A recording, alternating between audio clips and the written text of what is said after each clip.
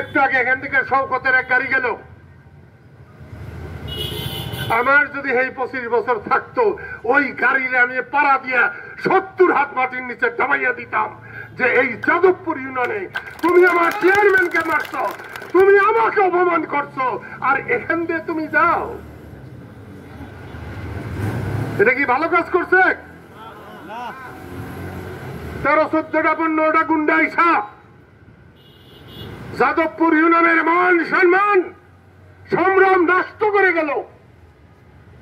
আর এখানকার লোকেরা চাইয়া চাইয়া দেখলো সেই পলাশীর প্রান্তরে 1757 সালে যেদিন সিরাজের পরাজয় হয়েছিল, ঠিক সেই রকম নলুয়ার পরাজয় হলো, যাদবপুরের পরাজয় হল। আমি মনে করি এক বাড়ির থেকে 3 জন খারাইছে, সাইদ, শওকত, আরেকটা রফিক রাসেল, আরেকটা হলো চান মিয়া। চান মিয়ার বাপেরে আবার শওকত আর সাইদরা ইউনিয়ন পরিষদে আটকাইয়া ইস্তফা পত্র নিছে। ভোটে খারানোর আগেই ইস্তফা পত্র, আর যদি ভোটে পাশ করে তাইলে নলুয়ালা করে একজনেরও এই সখীপুরের সীমানায় থাকবার দিব না। এই অরাজকতা বন্ধ করতে হবে।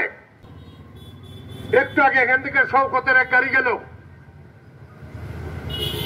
আমার যদি এই 25 বছর থাকতো ওই গাড়ির আমি পাড়া দিয়া 70 হাত মাটির নিচে ডাবাইয়া দিতাম যে এই যাদবপুর ইউনিয়নে তুমি আমার চেয়ারম্যানকে মারছো, তুমি আমাকে অপমান করছো, আর এখান দিয়ে তুমি যাও।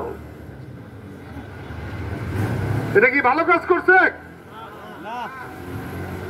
13-14টা 15টা গুন্ডা আইসা যাদবপুর ইউনিয়নের মান সম্মান সংগ্রাম নষ্ট করে গেল। আর এখানকার লোকেরা চাইয়া চাইয়া দেখলো সেই পলাশীর প্রান্তরে 1757 সালে যেদিন সিরাজের পরাজয় হয়েছিল, ঠিক সেই রকম নলুয়ার পরাজয় হলো, যাদবপুরের পরাজয় হল।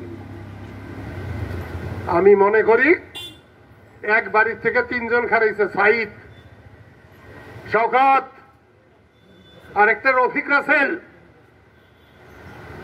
আরেকটা হলো চান মিয়া।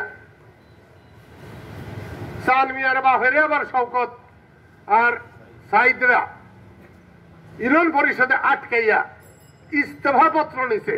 ভোটে খারানোর আগেই ইস্তফা পত্র, আর যদি ভোটে পাশ করে তাইলে নলুয়ালা করে একজনেরও এই সখীপুরের সীমানায় থাকবার দিব না। এই অরাজকতা বন্ধ করতে হবে।